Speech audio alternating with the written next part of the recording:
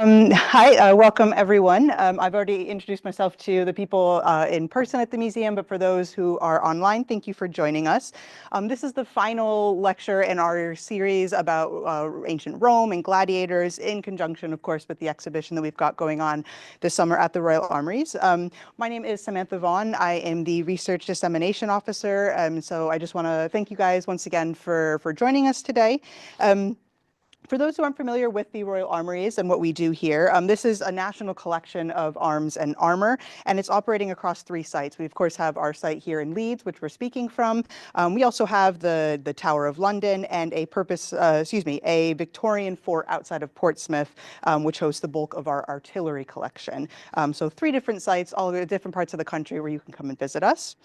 Today's talk, as I just said, is part of a series of lectures on various topics in Roman history, and this is going to culminate in an academic conference in October about combat, spectacle, sport, and war, which everyone is welcome to come back to the museum and join. It's going to be great.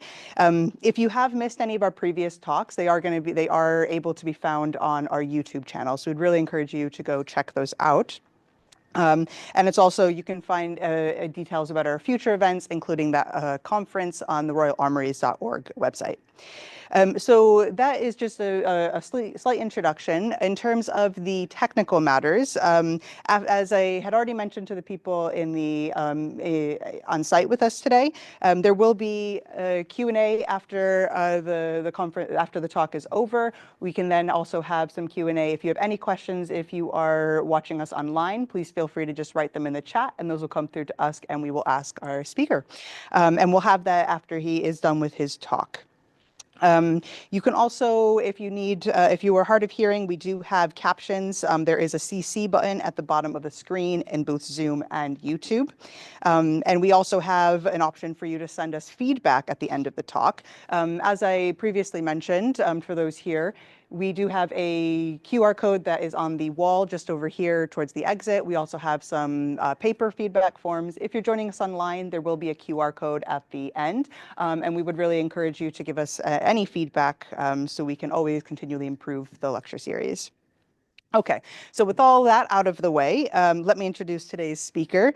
Dr. Jaime Kaminski is a Sussex archaeologist, and his previous work has included articles on 2 Roman cavalry helmets and our own South Italian bronze armor. And today's talk is going to look at the iconic Roman sword, the Gladius, in the context of the 1st century version that we have here in the museum. And so without any further ado, over to you. Thank you. Thank you for those kind words of introduction. So as you've heard, I'm an archaeologist. I study ancient arms and armor.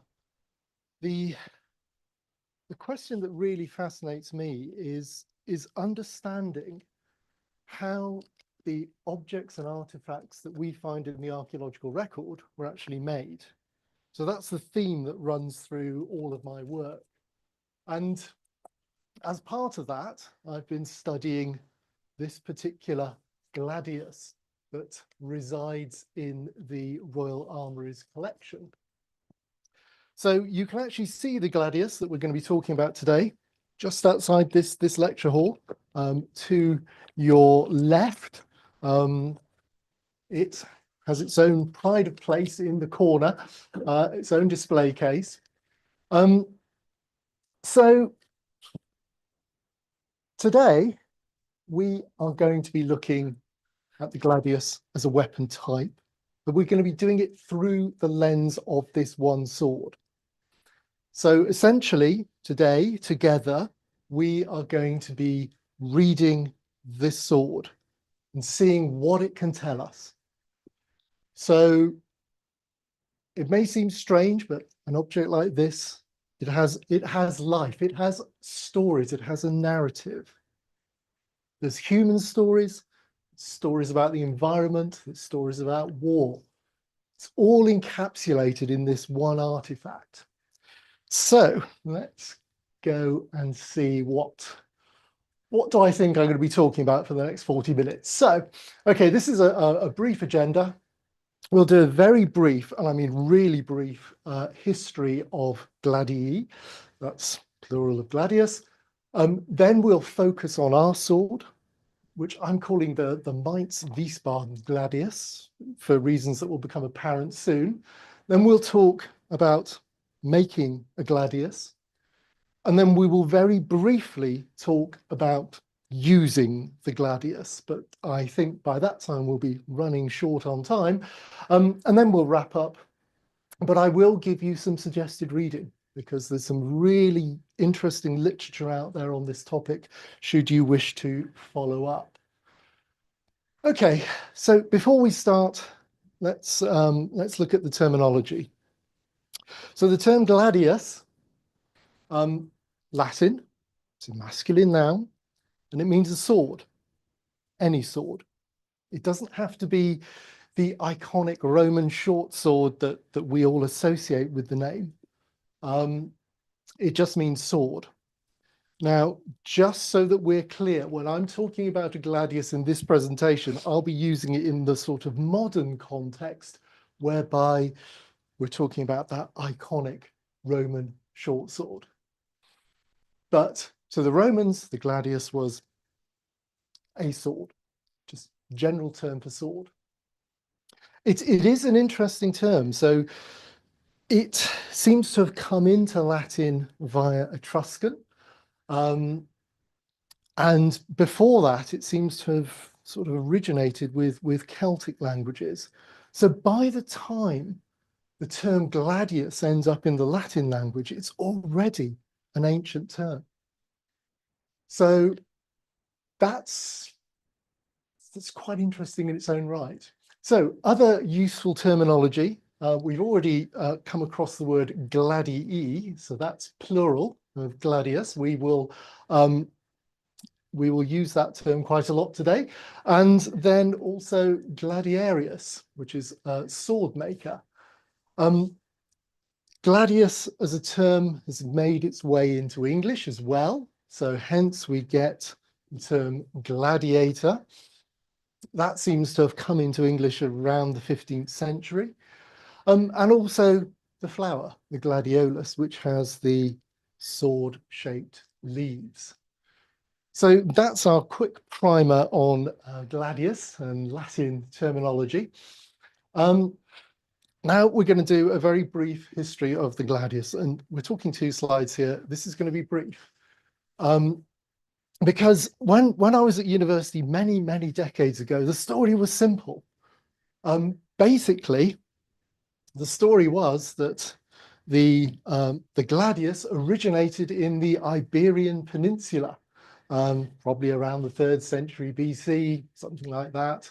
And it became the Gladius Hispaniensis, and that was adopted by the Romans. And we have classical references that seem to suggest that this was the case. However, one of the flaws of Roman archaeology is that we do tend to try to fit the archaeology into the literature. Sometimes it works and sometimes it doesn't. And maybe our use of the term Gladius Hispaniensis might be such an example, because there are other competing theories. Quite recent work by Fabrizio Casprini and Marco Saliola, they look at the gladius in the Italian peninsula, and what they see, looking at the archaeological evidence, is essentially the development of the gladius in the Italian peninsula. So they turn the whole theory of the Gladius Hispaniensis on its head. Rather than the Gladius Hispaniensis coming from Iberia, it was actually, according to them, imported to Iberia by the Romans. But I would suggest, I will give you the full reference and a little note at the end, but this is something to certainly look at and read. It's a very important research. There we go. Okay, so let's quickly look at the various gladius types. So we talked about the origins. So our earliest gladius or gladii are from the Republican period, so the centuries BC. And these gladii, they have certain characteristics. The shoulders of the blade, they're sloped. The blade is also wasted. See how it comes in here. It's also quite long by the standards of the gladius. It can be 60 to 68 centimeters long. Now, at the beginning of the 1st century, we start to see a new type of gladius emerging, what's the so-called Mainz type of gladius. And it's called the Mainz type because quite a number of them have been found in the River Rhine, outside the city of Mainz, or Mogontiacum, as the Romans would have called it. So these gladii, they were around during the first half of the 1st century AD. Now they're slightly different. They've got horizontal blade shoulders. They still retain that wasted shape. They've got this long tapering tip, but they are definitely smaller, 50 to 60 centimeters approximately. Then, sort of from the middle of the 1st century AD, we start to get this new form of gladius, the so-called Pompeii type. It's called the Pompeii type because 4 of this type of gladius were found preserved in the city of Pompeii. These date, as I said, from the mid 1st century AD. They also have horizontal blade shoulders, but this time you can see that we've got parallel blade sides. So we've lost that wasted shape that we've seen previously. The tip is, instead of long and tapering, it's quite short and triangular. And the gladius is shorter still, so it's 40 to 50 centimeters. And it's 10 to 20% lighter than the Mainz type gladius. Now, just for reference, this illustration comes from Mike Bishop's excellent book on the gladius. Again, I will give you a full reference at the end. But I just want to highlight this bit here, the 10 to 20% lighter bit, because there's been lots of discussion about why the shape of the gladius has changed. Why have we gone from this wasted shape to this parallel-sided blade? And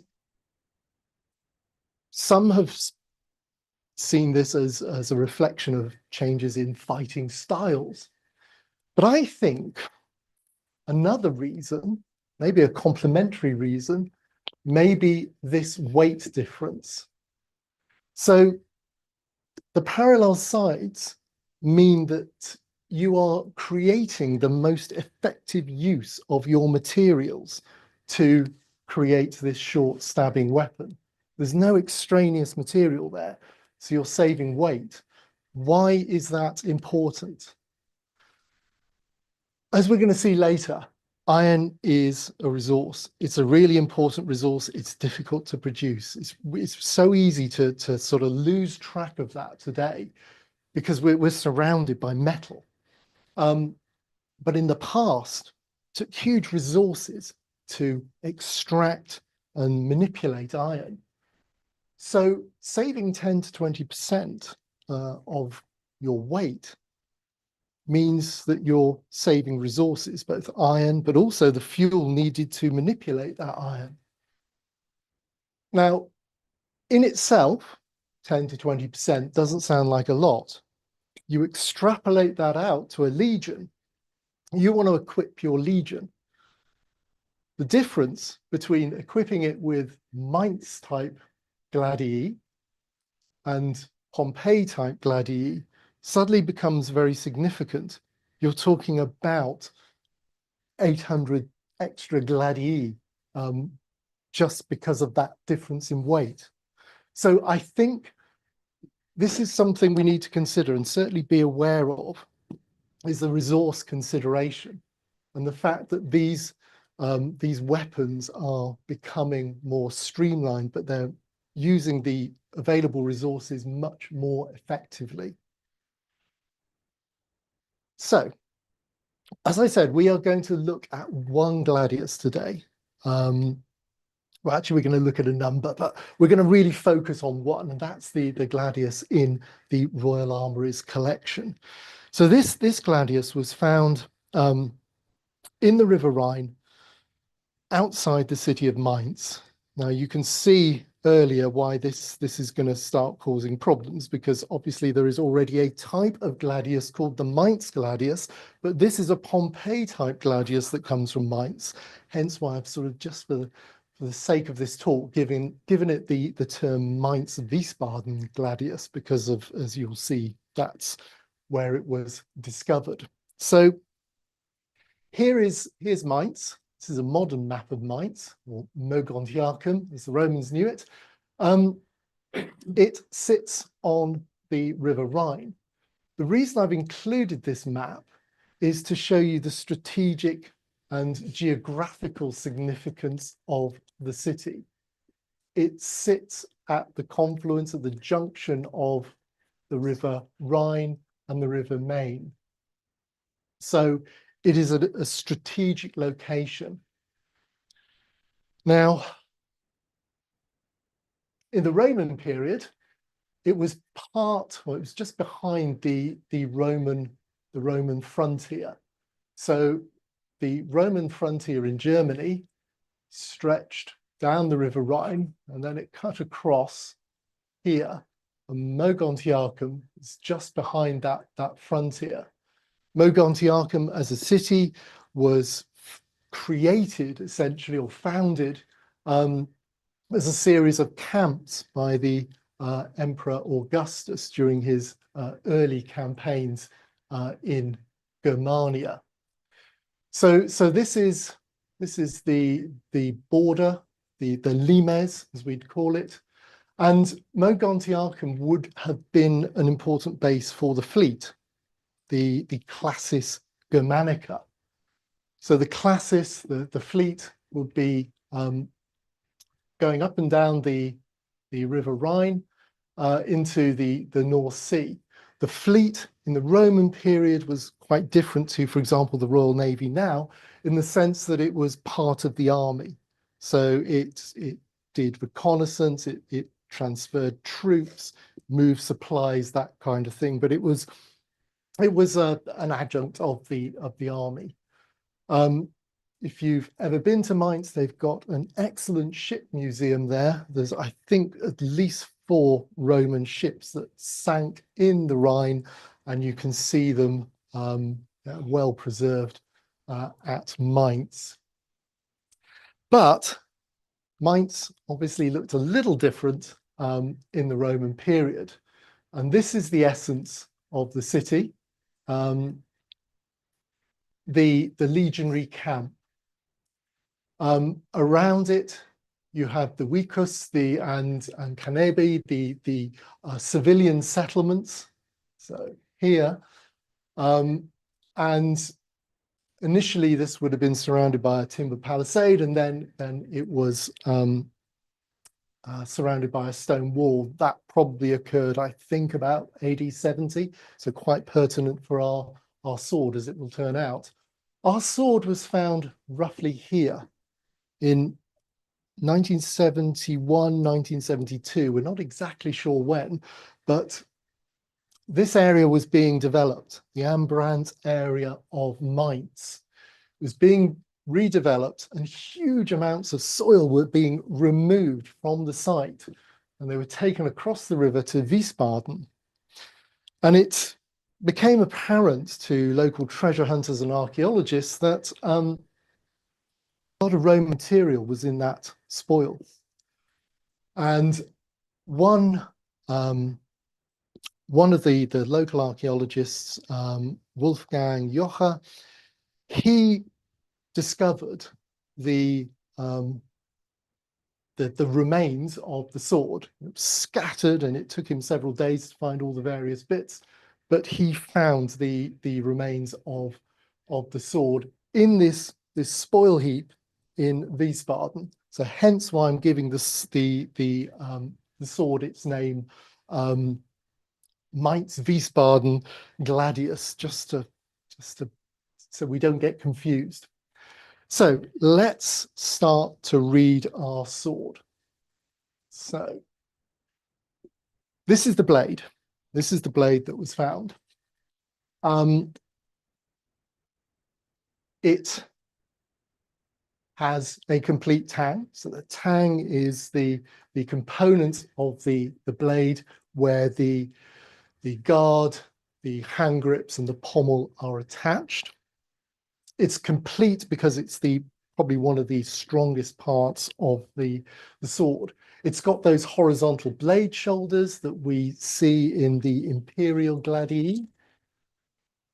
It's got two ownership inscriptions, or two sets of ownership inscriptions. We'll talk about those in a moment. It's got the parallel sides, again, that we associate with the Pompeii type of gladius. It's got the two cutting edges.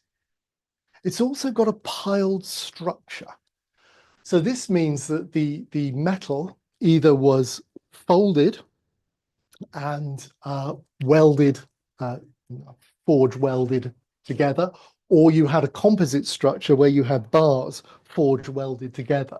So it gives it, if you look closely, you might be able to see these lines running up and down the blade, running parallel to the edges. That is an indication of that piled structure. And we've got the classic short diamond-shaped point and this rather unusual penetrating bullet tip. Got some statistics. This one will come in useful later, 438 grams, the weight. We'll talk about that in a second. Several years ago, the Royal Armouries conducted X-ray analysis of the blade. The whiter elements indicate essentially thicker metal. So as you would expect, the tang shows up as being white because it is the strongest part of the blade. You may, with the eye of faith, also be able to just make out some of the piled structure. It's not come out very well here, but you could, yeah, with a bit of faith, you might be able to see that. But the point I want to really emphasize is this tip here. You can see it is also showing up white. It's been reinforced. And that's unusual. That's quite rare for gladii. So here's a close-up of the tip. And you can see you've got this bulbous tip here. And it's got this cross section at the top. That's quite unusual. Not unknown though. There are some other gladii that do have this reinforced tip. And in terms of its use, well, obviously, if you're fighting unarmored barbarians, that's a bit of overkill. This is really ideal for penetrating mail armor, lorica, hamata. Now, why would this be necessary on the German frontier? Let's just stop for a second and start to think. First of all, there would have been German tribesmen who had mail. They would have had mail sort of 50 years ago, there would have been mail. But I think we've got to be aware that in AD 9, there was the Varian disaster where 3 legions were massacred. So there would be a surfeit, probably, of Roman armour floating around free Germany. So I'm sure that mail armour was probably a little bit more common in free Germany than elsewhere. So there's a possibility. This blade was designed for this particular environment. However, we don't actually know that this blade was made in Mainz. A blade is an eminently, or a sword is an eminently portable entity, just like the people. It can move. This could have come from somewhere else in the empire. So again, just be aware of that. There's another reason, though, I think this might have this penetrating tip.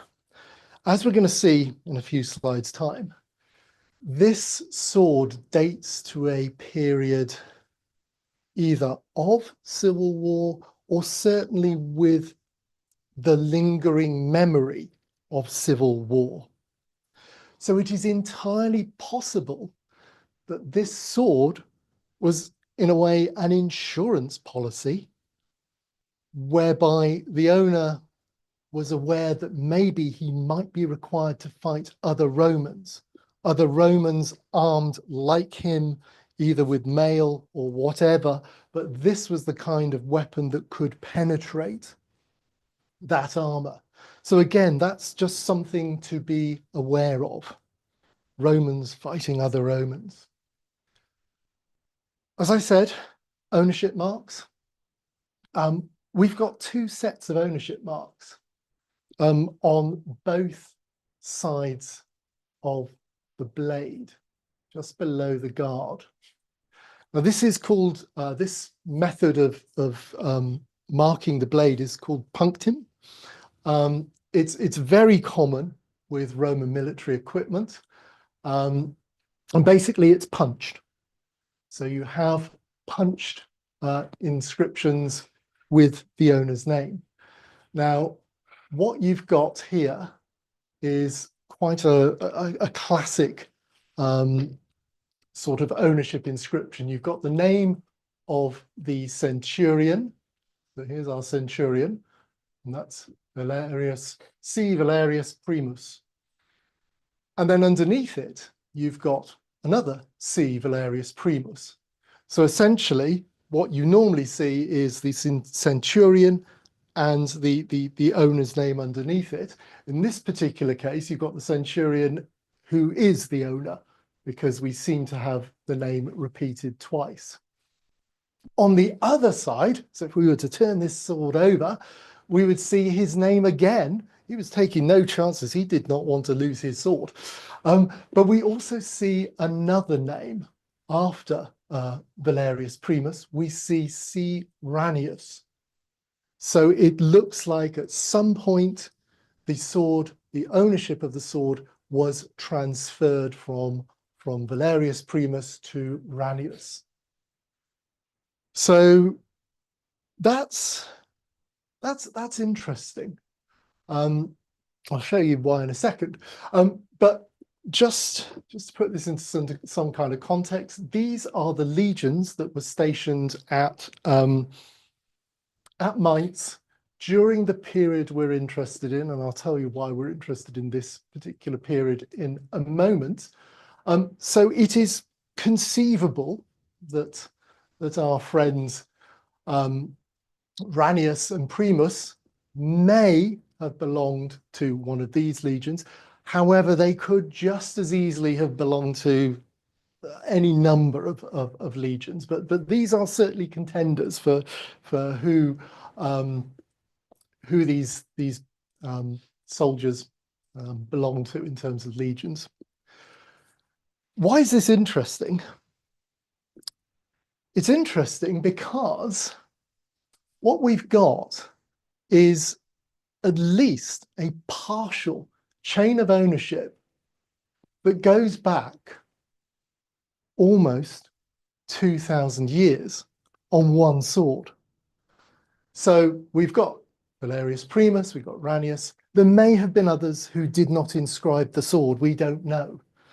Then the sword was held in trust by the River Rhine for nearly 2 millennia. And then it was found by Wolfgang Joche. Then he sold it to Axel Gutmann. For those of you who don't know who Axel Gutmann is, he made quite a fortune in property development, and he used that fortune to acquire a huge collection of arms and armour, one of the biggest private collections of arms and armour in Europe. And he acquired this sword from Wolfgang Joche. He passed away, I think, 2002, and this was sold to the Royal Armouries by Christie's in 2004. So, almost 2,000 years of ownership of one sword. So, scabbard. Might be sacrilege, but I think the scabbard is probably one of the most interesting parts of a sword. Scabbard. Here we go. So a scabbard conveys many things. On one hand, it is simply a receptacle for your weapon, for your sword, but it conveys so many other things. When decorated, it can convey allegiance, it can convey all kinds of wealth and status. So there's far more to your average scabbard than may first appear. So this is one of the reconstructions of our gladius. I think this may be one, excuse me, this may be one that was done for Axel Gutmann. But this is interesting because you've got a black leather scabbard. So just to take a step back, your scabbard comprises 2 wooden sheaths. They would be wrapped in leather, and then you would have these fittings, which in this case are brass. You would have those fittings attached to the scabbard to sort of hold it and tie it all together. So, as I said, our scabbard fittings are brass. Now, brass is a copper alloy. In this particular case, it is an alloy of copper and zinc. The reason it's so widely used by the Romans is that it's easy to work. You can bend it and shape it and do all kinds of things, and it doesn't crack and it doesn't distort. It's brilliant to work with. It also has a really rich color in terms of brass. You know, it's got that sort of almost golden color, but it doesn't have the cost of real gold. So bonus there. It's very resistant to corrosion. This one, after all, was in the river for nearly 2 millennia. It's not looking too shabby. It's very easy to recycle.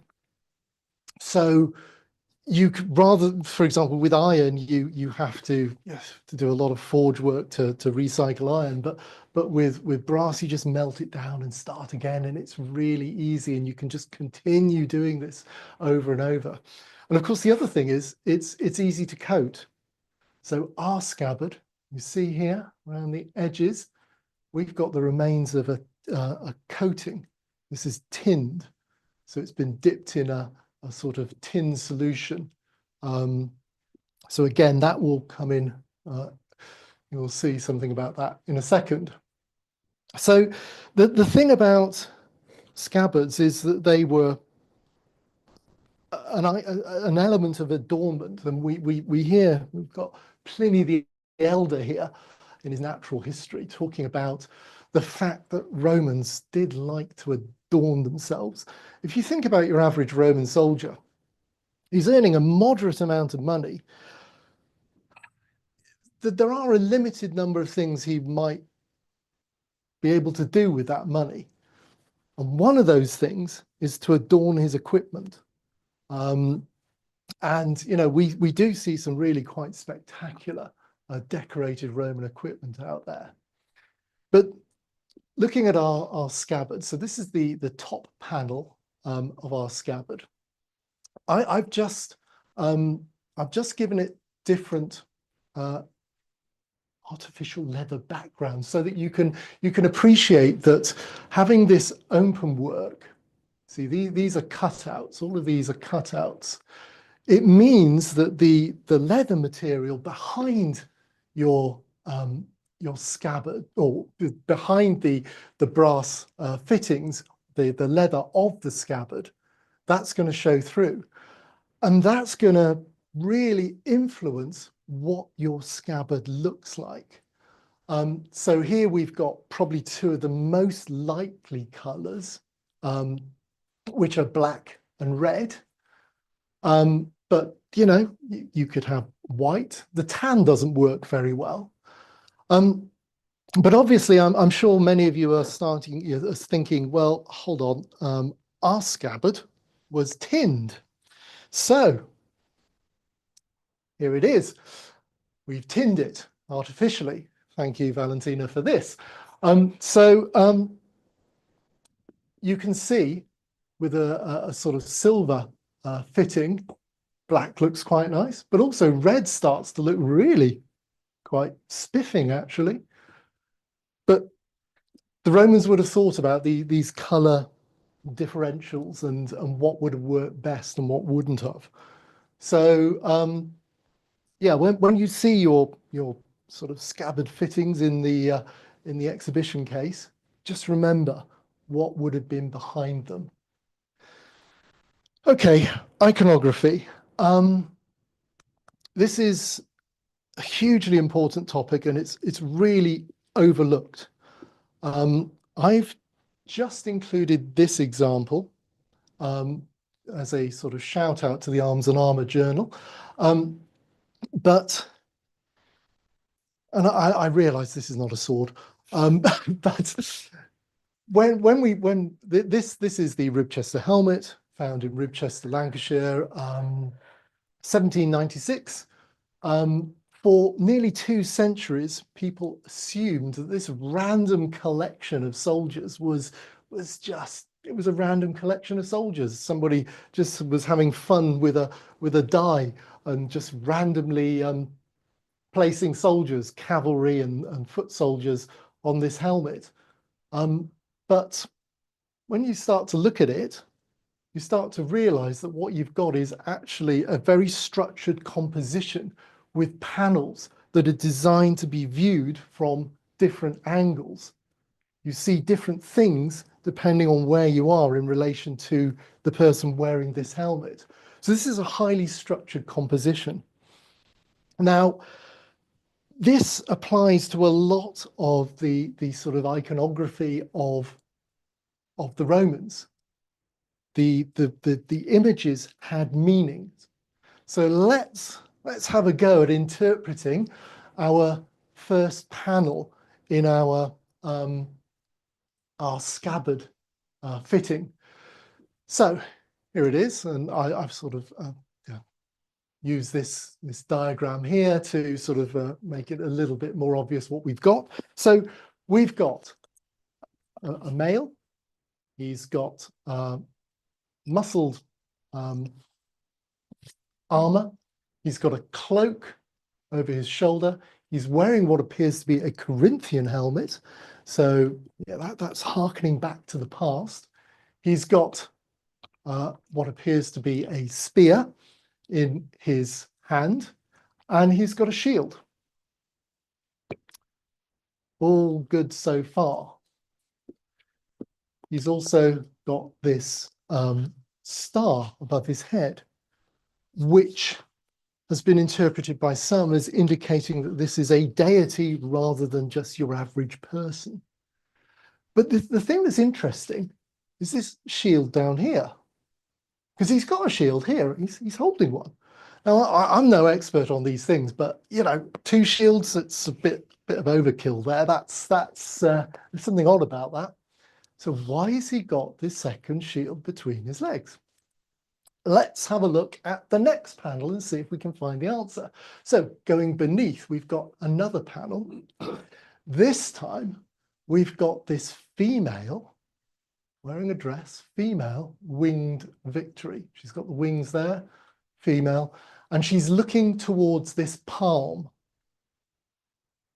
And on this palm, she's placing a shield. This is a winged victory. So what I suggest is going on here, and yeah, I may be wrong, but this is the tie-in between these two panels. This is the, this is the shield. And this person, or this entity, this deity potentially, is probably someone like Mars, god of war. And he's been victorious, and he's got his spoils, the spoiler.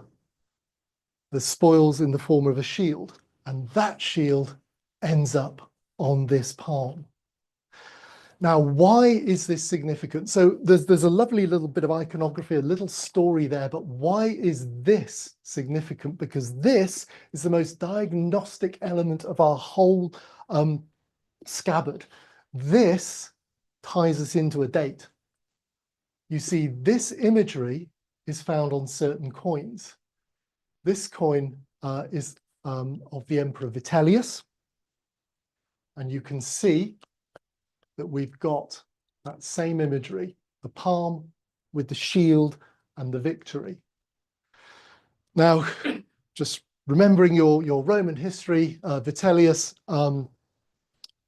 really, well, he was an emperor during the year of the 4 emperors. Not a good year to be an emperor if you happen to be emperor number 1, 2, or 3, because your reign would have been pretty short. Vitellius was number 3. But he starts using this imagery on his coins. This imagery is referred to later as the Judea Capta imagery. It refers to the war in Judea, which the Romans were having a bit of a problem until about AD 69, when the tide starts turning in their favor. And ever the propagandist, Vitellius, decides, let's do some coins. Let's celebrate these victories. Now, obviously, the capture of Jerusalem didn't occur until the reign of Vespasian. And it's Vespasian who then takes this Judea Capta iconography forward, because this has real resonance with his family. Titus is fighting in Jerusalem. His son is fighting in Jerusalem. So the Flavian dynasty uses this iconography for the next quarter century. And therefore, it gives us a pretty good handle on when this sword was in use. It's going to be roughly in that area between sort of 70 and 90 AD. So that's quite useful for us. The other thing, just thought I'd quickly show you, quality control. Somebody needs to be fired because they've marked out this cutout. They haven't actually cut it out or chiseled it. So yeah, and you see this a lot on Roman decorated armor. It looks great from a distance. You get up close and you think, my, who made this? And of course, what else we've got? Yeah, we've got our tinning, and of course we've got some rivets holding the assembly together. Right, okay, dating scabbards, moving on very quickly now. Just be aware that when you have a scabbard, it doesn't necessarily, it might be great for dating, but it doesn't necessarily mean it's the scabbard that the sword was produced with. Scabbards they can get worn out, they can get lost, they need repairing, and most importantly, they can go out of fashion. You can imagine going into the officer's mess or going into any mess and sort of your comrades looking at you going, oh, Scabbard is so AD 69. Oh. So fashion has a lot to do with it, but also scabbards can convey loyalty to certain political groups. If, for example, in the year of the four emperors, you've got a scabbard that conveys loyalty to Vitellius, you might be wanting to change that pretty quickly. So just be aware that scabbards, great tool for dating, but use them with a degree of caution. These are some of the elements. So we've got the palmet, which is a classic of the scabbard of the Pompeii type gladius. The palmets are just, yeah, they're very, very common. And the shape for those interested in the details, there's our shape. Okay, quickly, production. So yeah, basically in terms of our gladius, it depends how you start. You can either start with a bloom of iron. So this is basically iron was produced in a bloomery furnace in moderately small quantities. That needed to be hammered and consolidated into a bloom, which could then be turned into a bar, and then you can shape your tang. The tang can either be cut out using a hot set, you can cut it out, or you can forge it into shape. Forging is stronger, but it takes more time. Cutting out is quicker. So it depends on the context. And again, same with the point, forging or cutting. And then you need to finish it. But there is no consistent way of producing swords.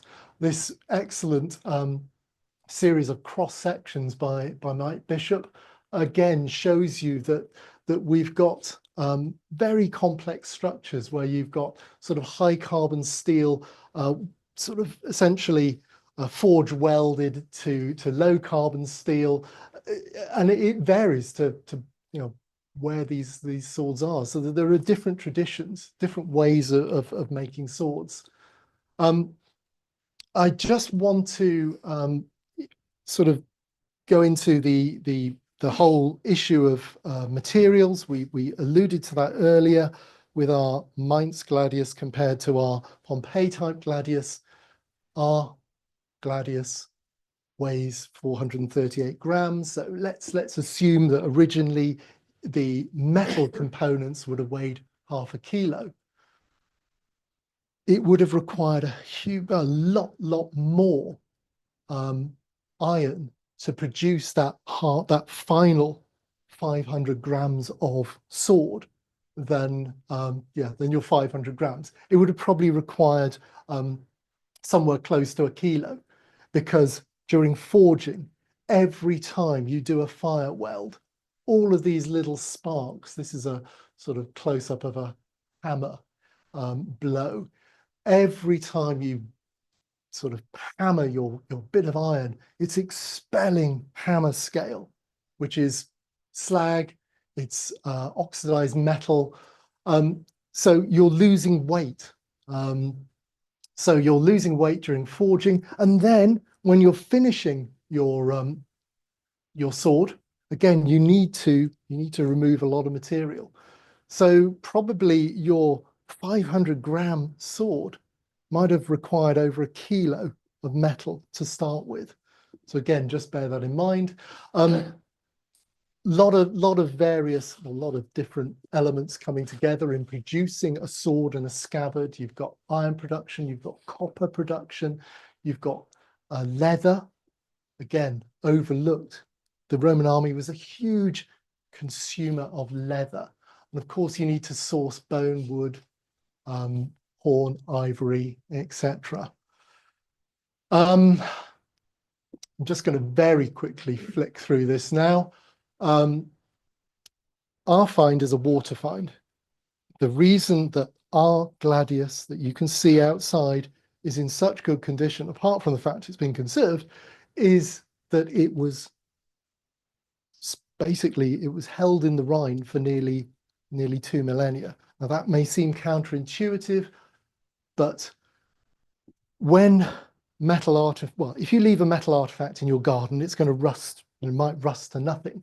But if you deposit a metal item in water, if it sinks to the bottom and is then covered over by silts relatively quickly, it enters an anaerobic environment. There's no oxygen and it gets preserved. So these are examples of dry, sort of land finds of Gladii. So this one from the Novium Museum in Chichester, you can see although it sort of looks like it's in good condition, when it's excavated, the actual metal content is quite low. Similarly, we've got these, the Willesey Spathy.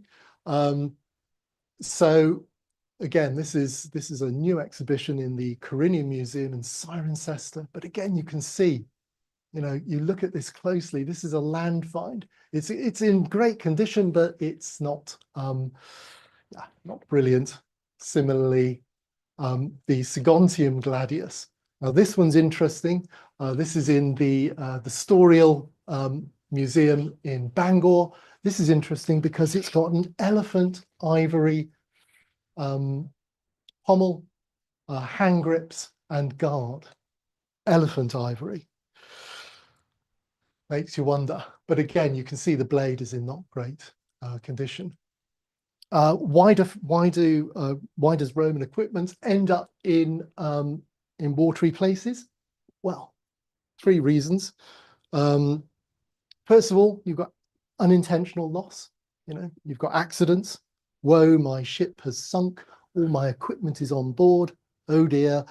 Ship then rots. The equipment then gets incorporated into the fluvial environment. You could have loss in battle. You could also have deliberate deposits, so votive deposits. This is probably the principal reason why Roman equipment ends up in rivers.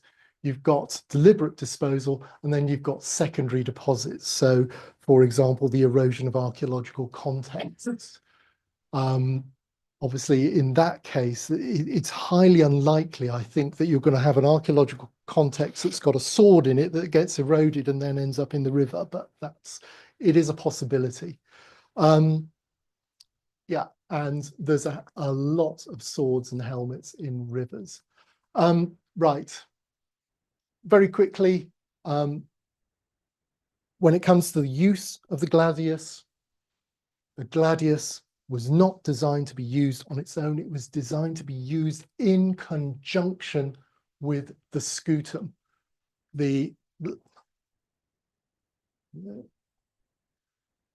short reach of the gladius means you need to get up close and personal to your opponent.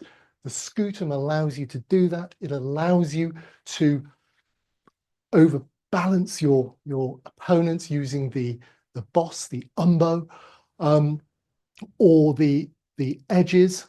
So do not consider the gladius in isolation. Consider it as part of a weapons set. And then, of course, we've got this whole argument about the gladius as a thrusting weapon. Really, we have examples of the gladius being used to both cut and thrust. Okay, I realise we are now somewhat short of time. So conclusions, we've got a classic Pompeii type gladius in the gallery here. It's well preserved and conserved. It's unusual because it's got this penetrating tip and it's got inscriptions. The blade manufacture is, I think, good quality. I would say middling quality. It is not your average infantry sort of quality blade. It has piling. It's got these modifications. So it's of middling quality. The scabbard gives us a potential date in the 70s to 90s. and it's an apparent water find.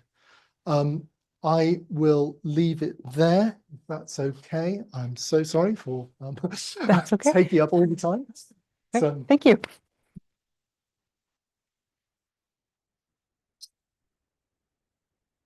Okay, if you want to, I mean, we Sure. can ask questions. So do we have any questions online as well? I guess I could start in here. Does anybody have any questions they'd like to kick it off? Anything? Yeah, just right at the front, yes.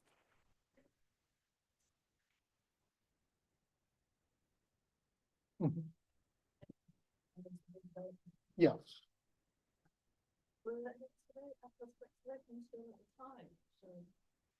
No. A huge amount of material appears to have been frittered away during that time.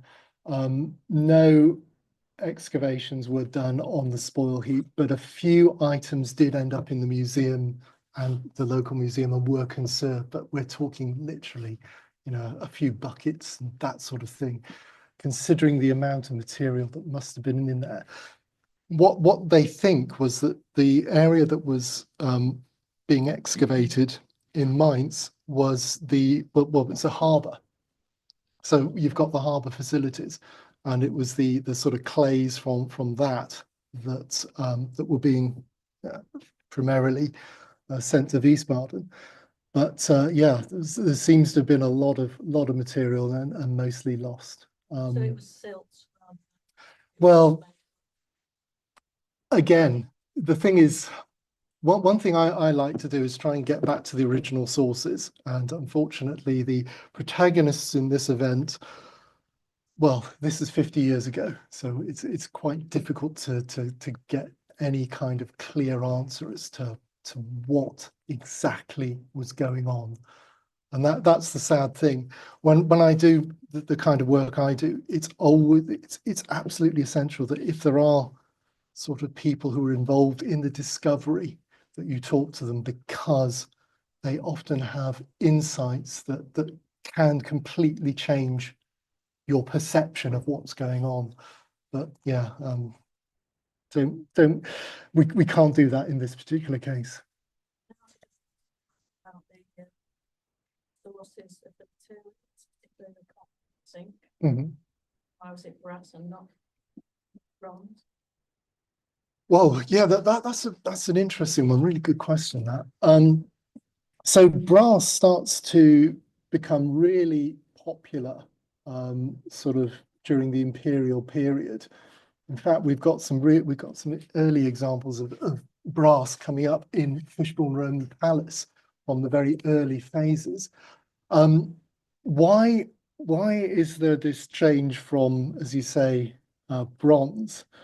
I suspect it's again a cost thing. So brass requires zinc, which essentially is calamine. So that can be found in northern Italy. The tin deposits that are required for bronze, maybe they're more difficult to get hold of. Although having said that, people have been using tin in bronze for thousands of years. But I suspect its cost has something to do with it. Just a feeling. Great, thank you. Did we have another question? Okay, and then, so we'll have these two, and then we will go to maybe if there are some questions online. Okay, so would you like to see? Yeah. The extant authors study their take, if you remember. So number or? Yeah, the number. Well, if I could just bear with me a second. Should we go back on this one on the computer? Yeah, can you put move forward to the suggested reading?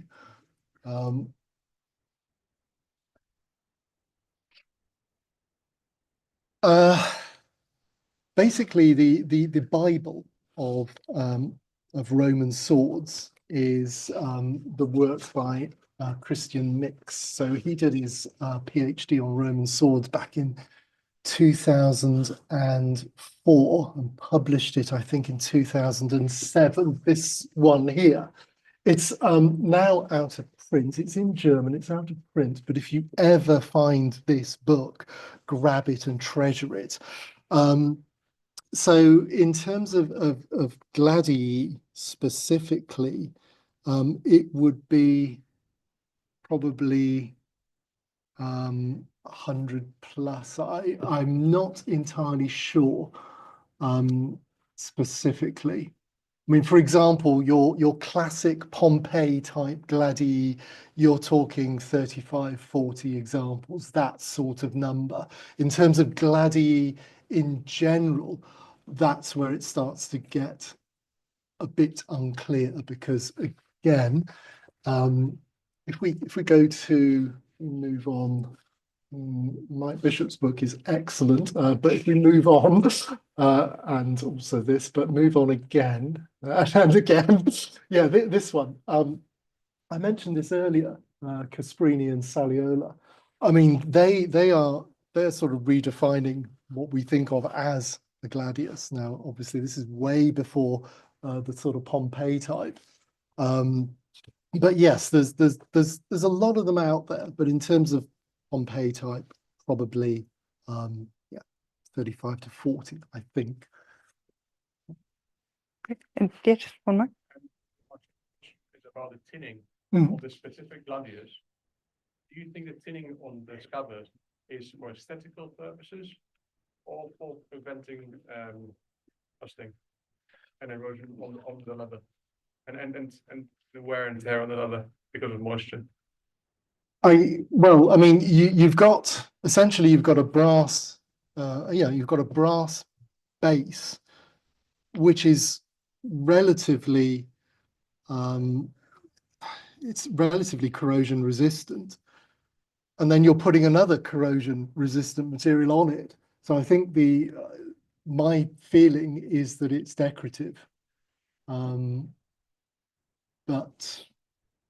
it depends on the context. I think in this particular context, we're talking brass with a tin coat. I think that's decorative.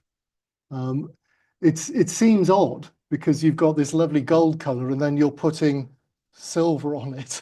It does seem an odd thing to do, but yeah, I'll go decorative.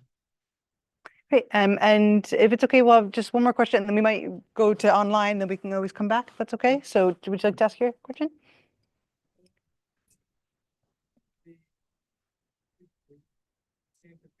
Balance the chainmail thing practically seems like a good idea, but why did they not fold the metal at that stage? Why were they reinforcing it with the way they did it?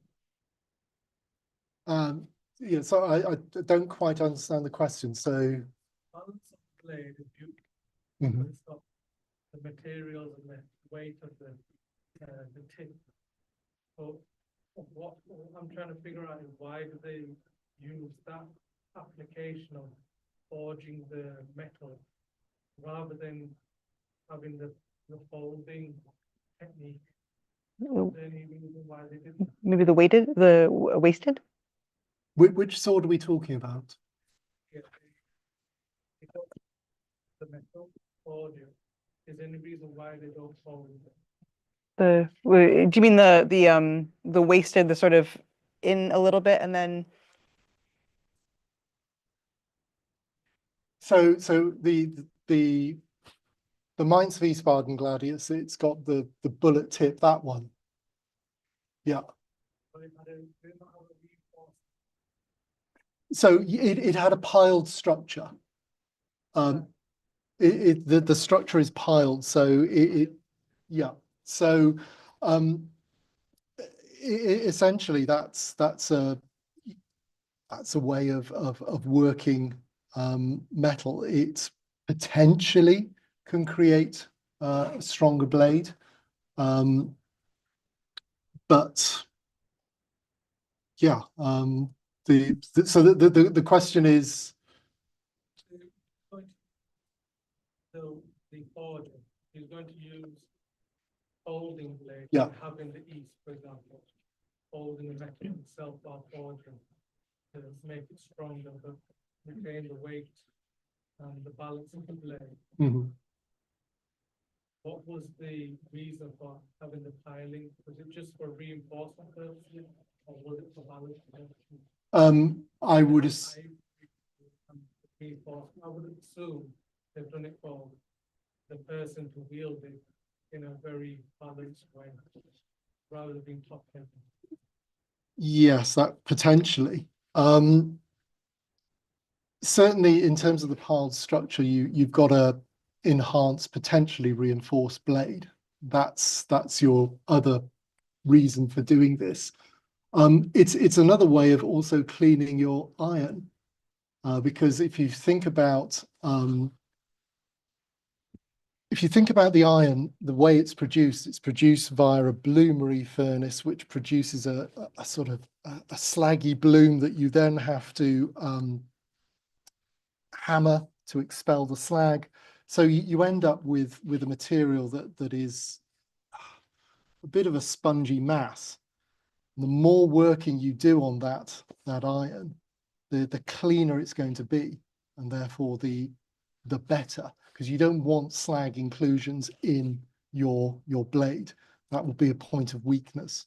So by piling, that is helping in terms of the quality of the blade. Okay, so we'll switch to a few questions online. Do we have any?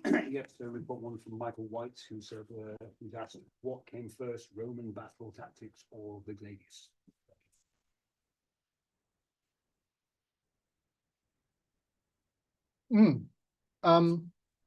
Well, it sort of depends on which definition of gladius you're talking about. Roman battle tactics were around long before the gladius. So yeah, I mean, Roman battle tactics, I think, is the answer in that particular case. And we've got Otto Otterson. Would a lot of the iron they used, would it have been wrought iron? Yeah, I mean, in essence, you've got wrought iron. The Romans were very skilled smiths. They were using steel, they were using wrought iron, they knew how to manipulate the carbon content of their iron. So we're talking about very skilled smiths here. They knew of all the sort of techniques that modern blacksmiths use. So yeah, one of the materials. We've got quite a lot of questions, so I don't Oh, know. okay. Well, we'll do one more online question, then we'll go to you. Yeah. That's So we've got somebody called R. Gibb. You stated that iron was a precious resource, leading to a reduction in gladius weight, yet nearly 10 tons of iron nails were buried at, sorry if I'm saying this wrong, Inchtuffel, rather than reused. How do you account for this? 10 tons of iron is enough for at least 10,000 swords. Needs must. If you're in a situation where you need to get rid of equipment, we see this all over the world now. If you're a military and you need to get rid of equipment for whatever reason, you have to do it. There is no choice. It doesn't alter the fact that iron was a resource that took a lot to extract and produce. So we obviously focus on the iron element, but there's also the fuel element. When it took 7 tons of wood to produce 1 ton of charcoal. Charcoal is what you need to produce to fire your bloomery furnace. This is not a minor operation. I mean, I can see why living in the world that we do today, where we're surrounded by metals, it's easy to undervalue something like iron, but it was hugely important and it had value. So yeah, I mean, yeah, if you have to get rid of metal, you do, but I still contend iron was valuable. Great. Okay, would you like to ask? Yeah. Mhm. Please, if you could go through each of the reading slides so that when we watch it again on YouTube, we can use those resources again. Would that be okay? Yeah, yeah, yeah. Captured in the record. Yeah, absolutely. Yep. Yeah, absolutely.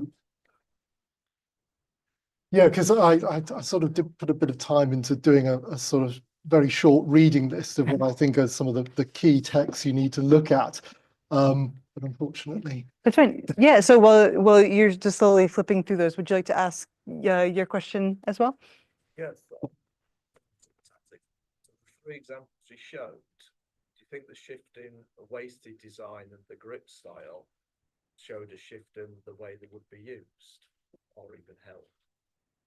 well, that's one of the theories as to why we've got a change over time. So the wasted blade basically changes the point of percussion on the blade, so suggesting that you're potentially doing more slashing than stabbing, possibly. But like I said, I'm very boring, and I like to go back to economics on everything. Yeah, on one side, yes, we've got these military demands, requirements, but also economics wins wars as well. So I think you've got to view this in conjunction with economics. But yes, there probably may be some change in fighting style. Great. Okay. So we'll do about 2 or 3 more questions online, and then we'll have a final question in the audience. Okay. To what degree or not is the Pugio? Is that right? Am I saying that right? Pugio essentially a miniature version of a Gladius in terms of its methods of manufacture and general characteristics. I've also just had some people can't hear the questions, so Oh, God. I should say them. Okay. Yeah. That's, So, yeah. Thank you. Yeah. I'll try and shout them. We'll sort this out next time, I promise. So to what degree is the Pugio essentially a miniature version of a Gladius in terms of its methods of manufacture and general characteristics? This is interesting. So the issue with the Pugio, I think is the difference. Obviously, it's much smaller, but the difference is really with the handle. So, for example, a Gladius is really, if you look at the sort of handle structure, it's designed to be ergonomic. It's designed to be used in combat for a prolonged period. The Pugio, I don't think you would be really using that for a long period of time. That the handle structure is so different and not very comfortable. So in terms of its use, quite different because of that. In terms of its manufacture, there are similarities, certainly. Not one I've made myself, but there are similarities. But again, it all changes with the handle structure. That is quite different on the Pugio compared to the Gladius.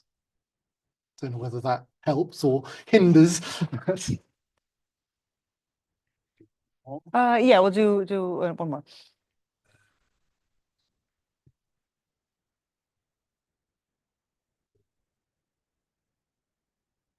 Again, I do apologize for the lack of audio. We will try and sort this out next time. I've had a few people who say they can't hear properly. How many, so this is from John, how many well-preserved gladi are there across Europe, and is there a standout example among them? Wow.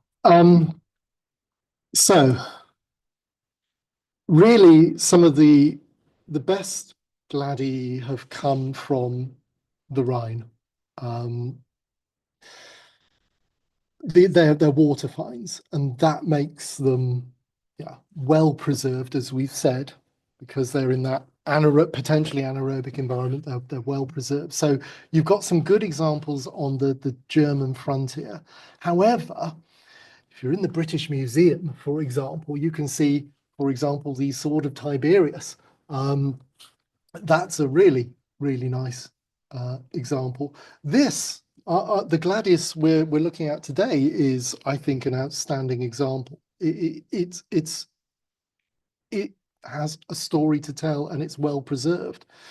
Yeah, I would, in this country, look at the British Museum, look at the Royal Armouries. In Europe, Mainz obviously is the heartland of the Gladii. There are lots of examples in the museum in Mainz, if you want to see them, really good ones. So, but yes, I mean, just traveling along the frontier, along the limes, you'll see some great examples. And if I could just say this, I mean, visiting museums is so important at this moment. I've sort of, when I was talking, I was giving the names of the museums because, they're hurting at the moment. Give them some help, go visit, show some support, because if you don't use them, you'll lose them. So yeah, that's my little plug. Well, I fully second that. Okay, so we have time for just one more question, and then afterwards we'll have to close it down. But if you would like to just ask, yeah.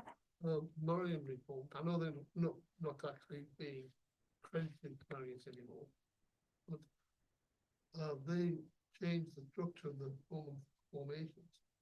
After the Marian reform, they're all used, or I assume, all using gladius. That means before the Marian reforms, were they? Because of course, before the Marian reforms, they were still only part way through conquering Iberia. In fact, but as you say, the revision is that Yeah. gladius didn't come from Spain. Yeah. Certainly some, I think there's a partial yes, some were using the gladius before. It's as I said, things are changing. It complicates matters now, unfortunately, and that's not an ideal answer to a question, is it really? Yeah. They're only theories, test theories. Yeah. But I really would recommend reading the book. Yeah, it's super. Okay, great. All right, thank you so much. I wanted to just once again thank you, Dr. Kaminski, for your wonderful talk. Thank you all to the audience, both in person and online. This has been fantastic. Apologies if we couldn't get to all of the questions. Thank you as well to Josh and Lori, who you can't see on camera but are behind the scenes helping out, helping this be able to stream this online. If anybody has any feedback or anything, once again, there should be a QR code right next to the door and as well as online. And I've also got some paper forms in case anybody wants to go old school. They're just kind of right in the corner over there. We would love to have those. And just really lastly, we're going to be back for our winter lecture series, kind of from maybe late October onward and going straight until March. It's going to be a variety of topics on arms and armor through the centuries. But as I said at the very beginning of this, the next thing that we have on in October is a conference about combat and spectacle. So we would really encourage you all to come back for that if you can. Tickets are £40, but there's £15 concessions. So if anybody would like to check out what those concessions are. So anyway, with that, I will just close it and thank you once again. So thank you.